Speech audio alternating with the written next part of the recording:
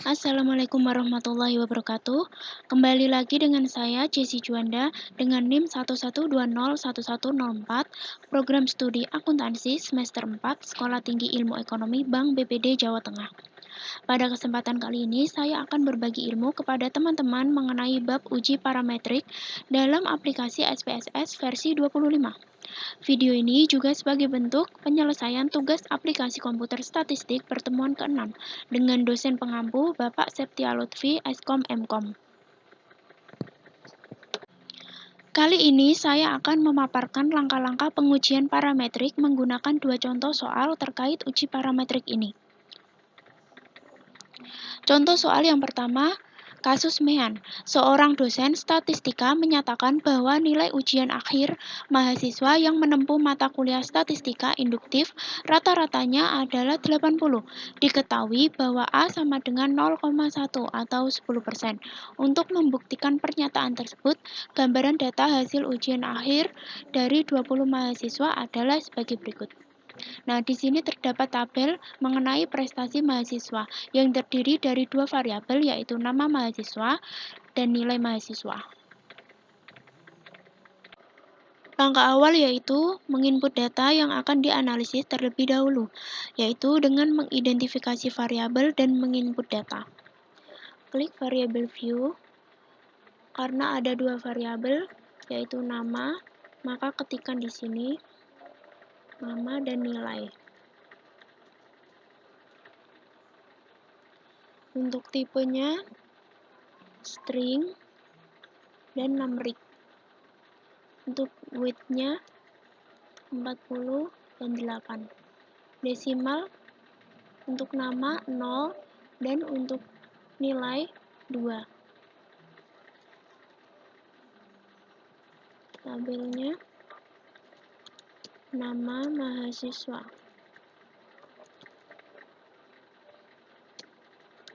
Lalu nilai mahasiswa, values non, missing non, kolom 40 dan 8, lalu center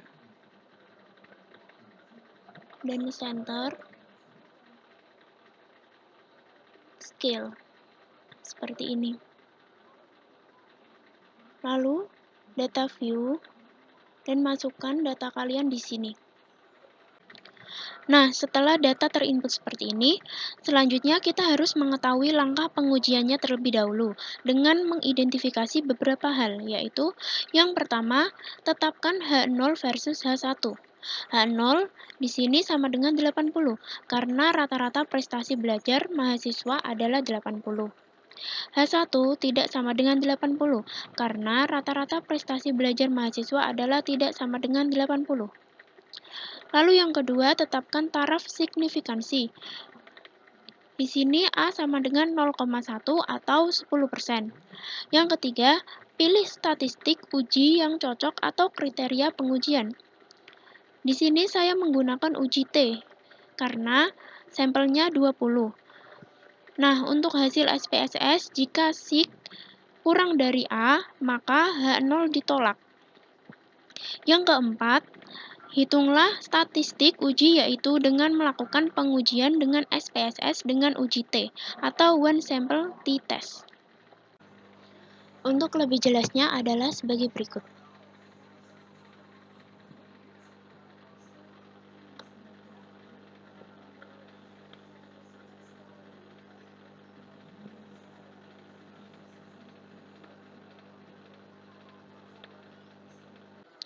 Langkah-langkah pengujian SPSS dengan uji T atau one sample t-test yaitu sebagai berikut. Setelah kalian menginput data seperti ini, lalu klik Analyze. Di sini, pilih Compare Means, pilih One Sample T-Test, seperti ini. Lalu pindahkan variabel nilai mahasiswa ke test variable. Klik panah. Nah, seperti ini. Lalu isikan test value ini dengan 80. Pilih option, seperti ini. Lalu isi 90. Klik continue, klik OK. maka akan muncul output seperti ini. Pada tabel one sample statistik, N merupakan jumlah data yang dianalisis, yaitu 20.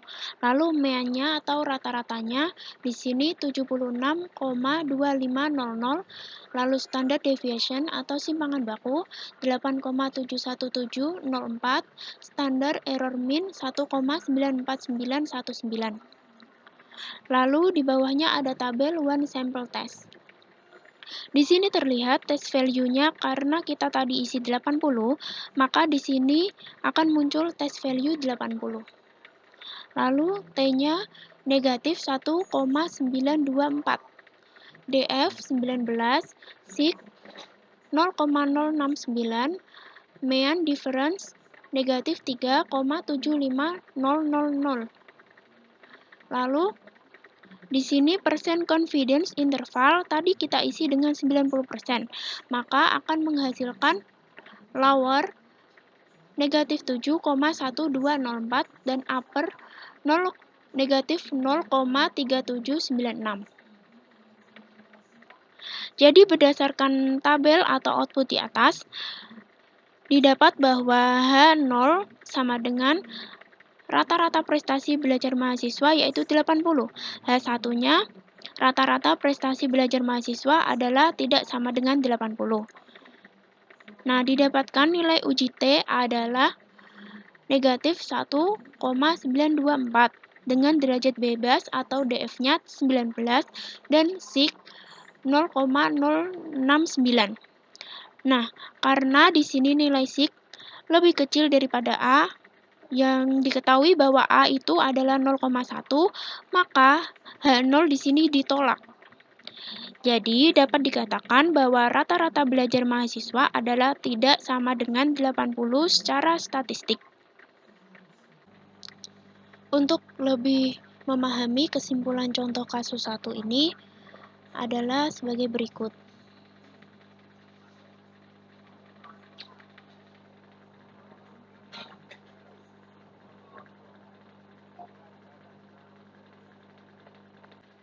Langkah terakhir yaitu menyimpan file data.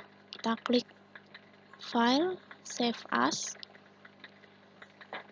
beri nama,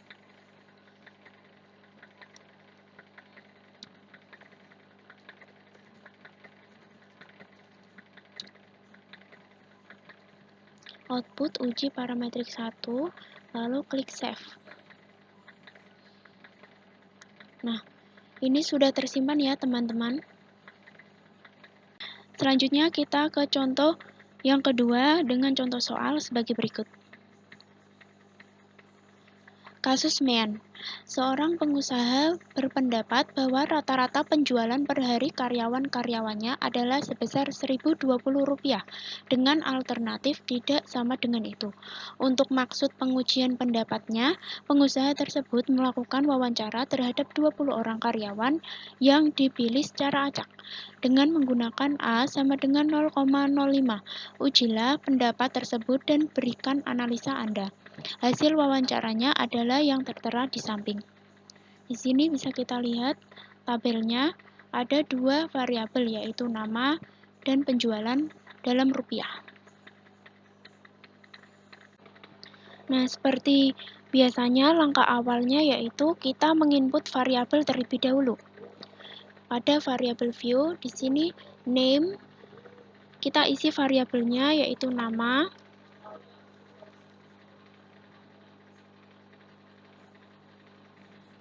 Dan penjualan.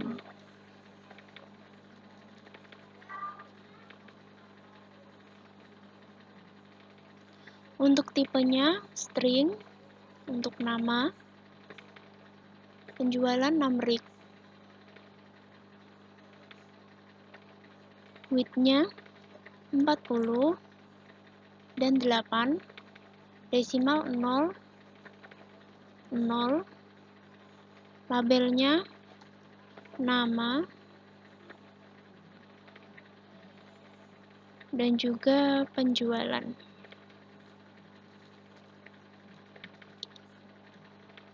Dalam rupiah. Seperti ini. values none, missing none, kolomnya kita samakan yaitu 40 dan 8. Lalu center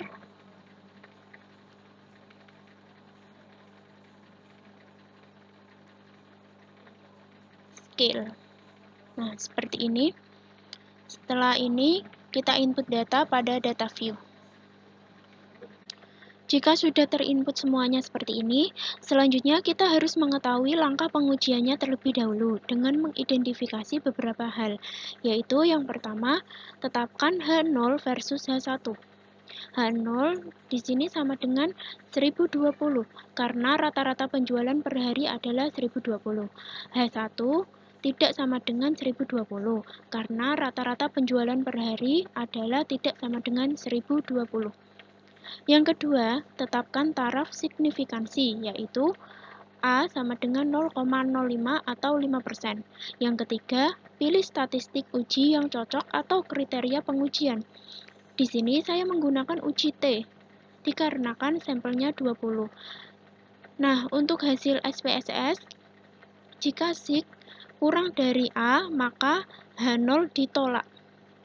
Yang keempat, yaitu hitung statistik uji, yaitu dengan melakukan pengujian dengan SPSS, dengan menggunakan uji T atau one sample t-test. Untuk lebih jelasnya adalah sebagai berikut.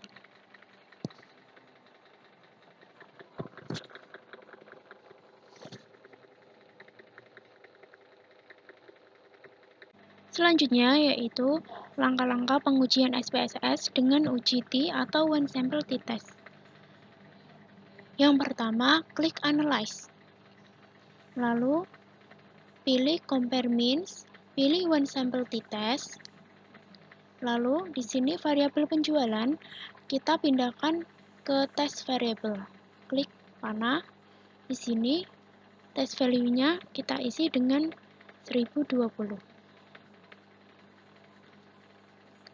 Option kita isi dengan 90, lalu continue, lalu OK. Maka akan muncul output seperti ini. Pada tabel one sample statistik ini, N merupakan jumlah data yang dianalisis, yaitu 20. Lalu mean atau rata-ratanya di sini terlihat 959,00, standard deviation atau simpangan bakunya 115,845, standar error mean 25,904. Lalu pada tabel one sample test, di sini terlihat test value-nya karena tadi kita isi 1020, maka di sini akan muncul test value 1020. Lalu T-nya negatif 2,355, DF-nya 19, SIG 0,029, mean difference negatif 61,000.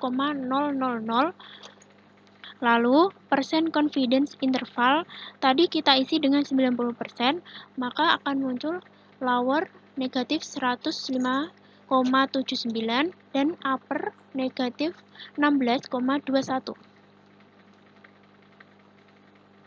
Nah, jadi berdasarkan tabel atau output di atas, dapat diketahui bahwa H0 rata-rata penjualan per hari yaitu 1020. H1 rata-rata penjualan per hari adalah tidak sama dengan 1020. Didapatkan nilai uji T adalah negatif 2,355 dengan derajat bebas atau DF-nya 19 dan SIG 0,029. Nah, di sini karena nilai SIG kurang dari A, diketahui bahwa A itu adalah 0,05, maka H0 ini ditolak. Jadi dapat dikatakan bahwa rata-rata penjualan per hari karyawan-karyawan tidak sama dengan Rp1.020 secara statistik. Untuk mengetahui kesimpulan contoh kasus 2 untuk lebih jelasnya adalah sebagai berikut.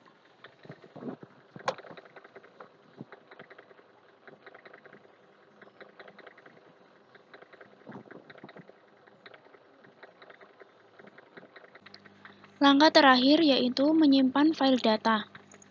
Klik file di sini, lalu pilih Save As. Kita beri nama.